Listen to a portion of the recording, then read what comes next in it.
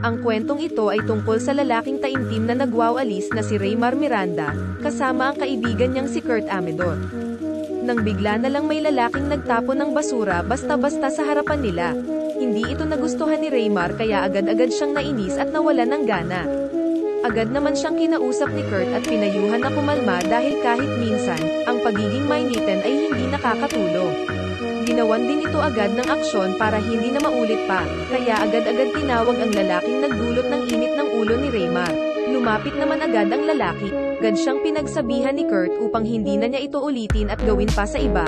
Hingi naman din agad ng tawad ang lalaki sa kanyang nagawang kasalanan at inayas ang basura na kinalat niya. Ang aral sa kwento na ta ay huwag basta-basta daanin sa init ng ulo ang lahat, bagkus pag-usapa ito at ayusin ng matiwasay.